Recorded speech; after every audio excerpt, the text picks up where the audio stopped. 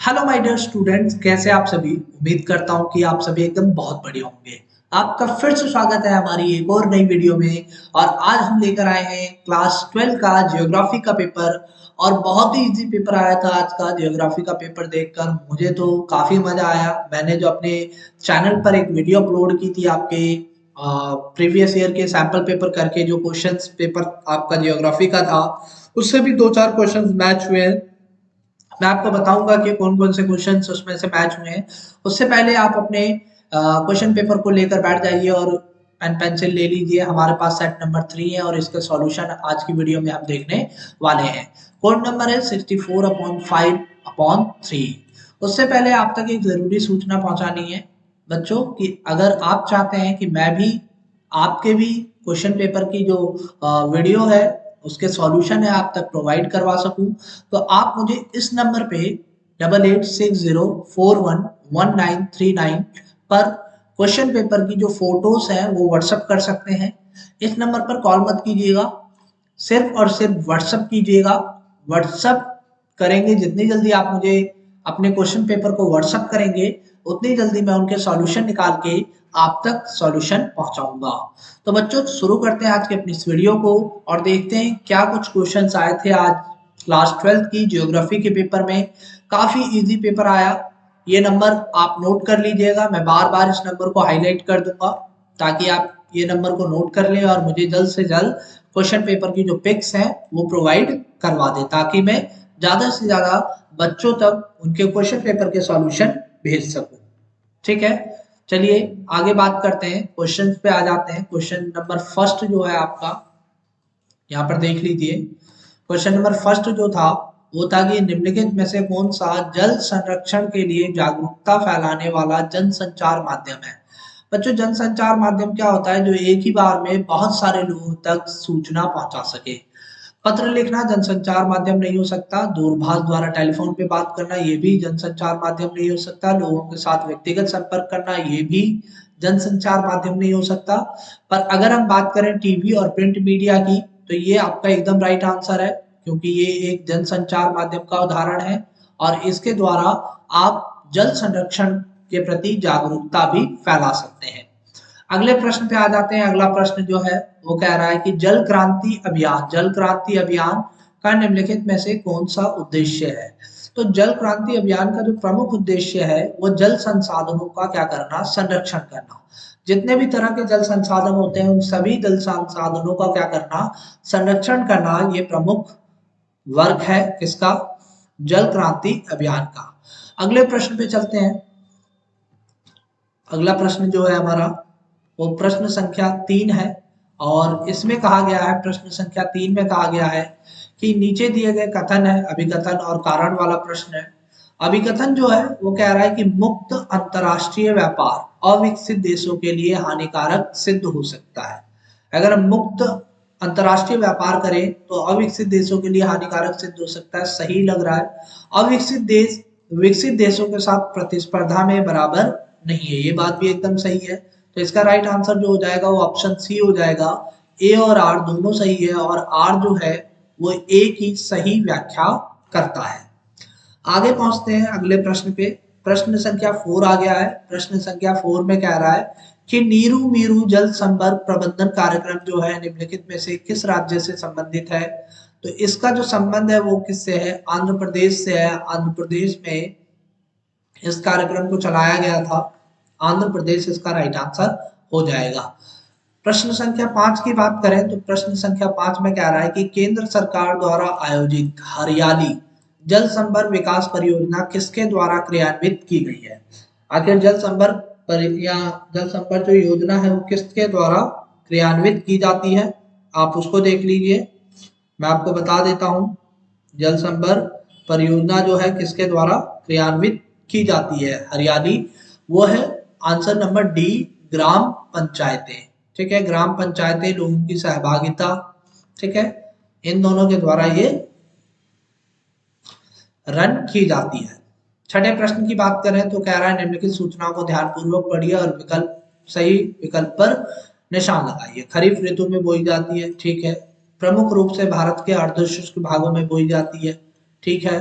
और गुजरात और महाराष्ट्र अग्रणी उत्पादक राज्य है। ये बात भी सही है, तो इससे राइट आंसर क्या बन जाता है, कपास बन जाता है, क्योंकि ये खरीफ ऋतु में भी बोई जाती है, अर्धशुष्क प्रदेशों में भी पाई जाती है, और गुजरात और महाराष्ट्र इसमें अग्रणी भी है। आगे बात करें सातवें प्रश्न की, तो सातवें प्रश्न में कह रहा है कि निम्नलिखित में से कौन सा भारत में सबसे बड़ा बॉक्साइट उत्पादक राज्य है। तो बॉक्साइट उत्पादक सबसे बड़ा राज्य कौन सा है, उड़ीसा है, तो उड़ीसा इसका राइट आंसर हो जाएगा। अगले प्रश्न पे आ जाते हैं। अगला प्रश्न जो है वो कह रहा है कि प्रश्न संख्या 8, निम्नलिखित में से किस राज्य में बादाम पहाड़ लो एस की खानें स्थित हैं। तो बच्चों ये वाला जो क्वेश्चन है, अगर आप मेरी पिछली वीडियोस देखेंगे तो उसमें ये क्वेश्चन मैंने आपको बताया है कि बादाम पहाड़ लो एस जो है वो उड़ीसा में है, तो इसका right answer option number C हो जाएगा, उड़ीसा। ठीक है। प्रश्न संख्या 9 की बात करें तो कॉलम फर्स्ट का मिलान कॉलम सेकंड में कीजिए और इसके लिए सही विकल्प चुनिए। यहाँ रेलवे मंडल दे रखा है और यहाँ उसका मुख्यालय दे रखा है। तो नॉर्दर्न, नॉर्दर्न यानी नॉर्थ में, तो नॉर्थ में कौन सा है, नॉर्थ में न्यू दिल्ली है।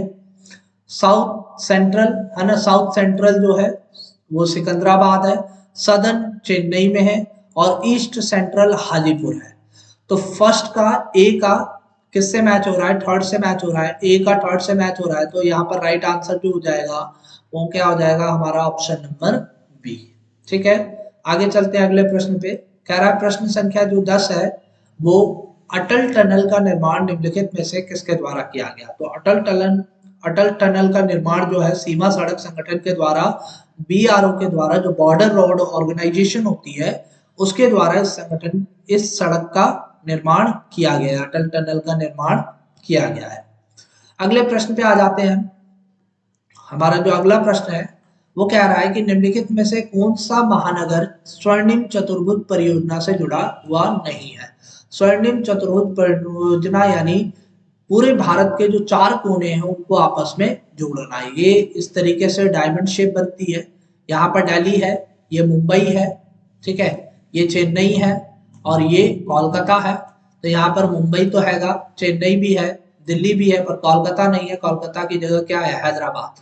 तो हमारा राइट आंसर हैदराबाद हो जाएगा, ऑप्शन नंबर सी। आगे बात करते हैं प्रश्न संख्या 12 की। प्रश्न संख्या 12 कह रहा है अभिकथन और कारण वाला प्रश्न है, और इसमें अभिकथन में कह रहा है कि भारत में जलमार्ग यात्री तथा माल वहन दोनों के लिए परिवहन की एक महत्वपूर्ण विद्या है। बात सही है। ये ईंधन दक्ष तथा पारिस्थितिकी अनुकूल परिवहन प्रणाली है। ये बात भी एकदम सही है, पर ये इसकी व्याख्या नहीं करता है। ठीक है, तो इसका right answer option number B हो जाएगा। ए और आर दोनों सही है, पर आर जो है वो ए की सही व्याख्या नहीं कर रहा है। 13वें प्रश्न की बात करें तो 13वें प्रश्न में कह रहा है कि बृहद नौभार के लिए विशेषीकृत जैसे अयस्क तेल रसायन आदि के लिए समुद्री पतन निम्नलिखित में से किस प्रकार के समुद्री पतन के अंतर्गत ये आ जाता है। तो ये औद्योगिक पतन के अंतर्गत आ जाता है। ठीक है, जिसे हम बोलते हैं इंडस्ट्रियल पोर्ट।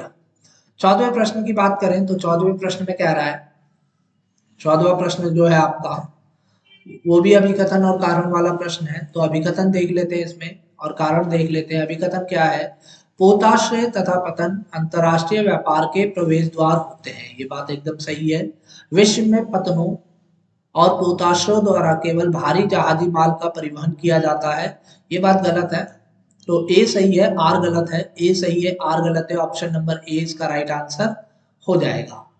आगे बात करते हैं 15वें प्रश्न की, और वीडियो को पूरा देखिएगा क्योंकि लास्ट में हम इसमें मैप भी कराने वाले हैं। ऐसा नहीं है कि आप सिर्फ इतना देखकर वीडियो को छोड़कर चले जाइएगा, मैप भी देखिएगा किस तरीके से उसके आंसर्स हैं।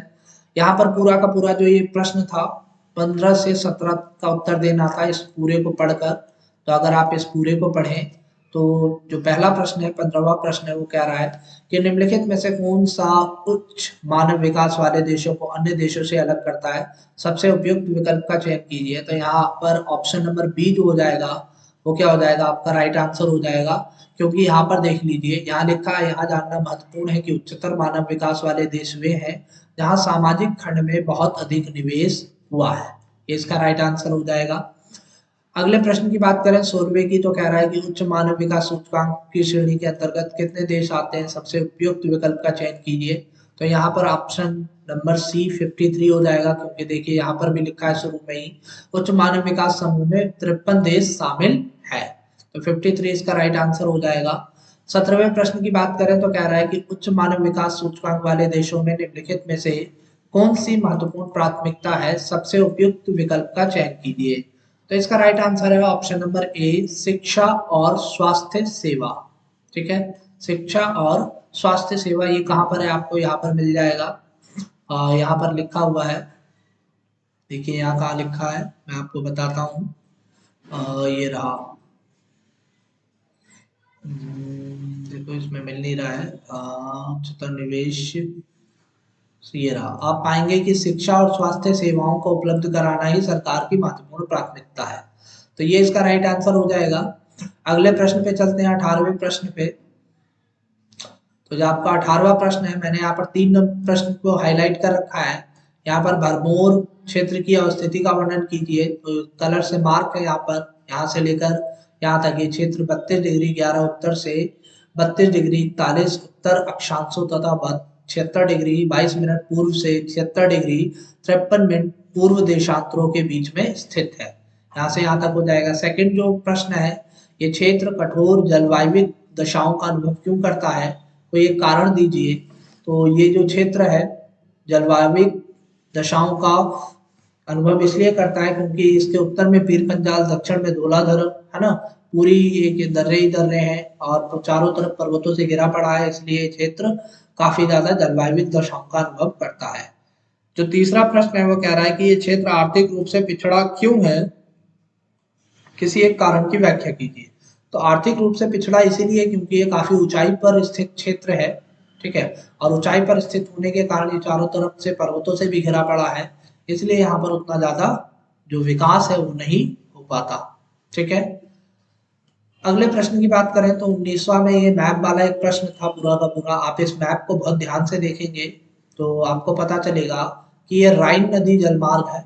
ठीक है, कौन सी नदी जलमार्ग है, ये राइन नदी जलमार्ग है, जिसमें पहले प्रश्न को पूछा गया था कि दिए गए जलमार्ग की पहचान कीजिए और इसका नाम लिखिए। तो राइन नदी जलमार्ग इसका राइट आंसर हो जाएगा। ठीक है, अगर हम दूसरे प्रश्न की बात करें तो पूरब की ओर से मिलने वाली इसकी 2 सहायक नदियों का उल्लेख कीजिए। तो पूरब की तरफ से मिलने वाली इसकी जो 2 सहायक नदियां हैं वो कौन सी हैं, मैं आपको बताता हूँ। यहाँ पर लिखा था हमने, यहाँ पर हमने हाईलाइट किया था ये, हाँ, हिंटर राइन और बॉर्डर राइन, ये 2 नदियां हैं, हिंटर राइन और बॉर्डर राइन। ठीक है बच्चों, अगर हम इसके दूसरे प्रश्न की बात करें कि दिए गए जलमार्गों के टर्मिनल पत्तनों के नाम लिखिए, तो इसका आंसर भी हमने यही हाईलाइट किया है, रोटरडम और बेसल। ठीक है, तो रोटरडम और बेसल इसका राइट आंसर हो जाएगा। आगे हम बात करते हैं अपने अगले प्रश्न की। ये 19वां प्रश्न तो आपके रिटर्न वाला है, ये सारे प्रश्न आपके रिटर्न वाले थे। हम चलते हैं मैप वाले क्वेश्चंस पे।